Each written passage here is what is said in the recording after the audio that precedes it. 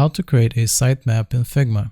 To do this, I've opened my initialized page here, and instead of going to the usual design file, I'm going to go to the Figma board right now, which is in the top right corner. Here's this purple button. Just click on that, and now I can go to drafts, and that will open our whiteboard. And now I can just go down here and grab my shape, which is going to be a square. Just drag it out onto the screen like this. And now I can type in the name of the page. This is going to be my home page. I can just make the font bigger like that. And now I can branch it out. So if from my home page, we can go to, let's say, products.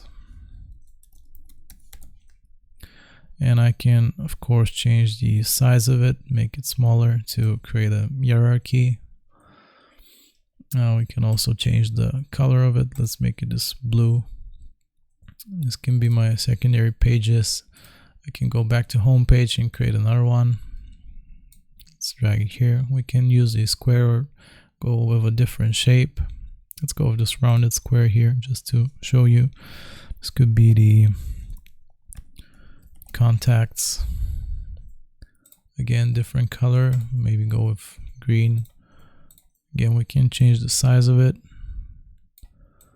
like that. We can put it anywhere, and you can just keep going like this. Maybe here we have the individual products. Maybe this is the, I don't know, just the first one.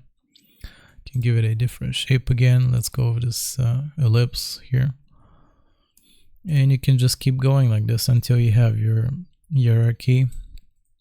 And if you want to make matters easier, you can go back to the initial page you can open here, and we can go to the Explore Community. This is in the bottom left this time. Just click on that, and now I can type in sitemap here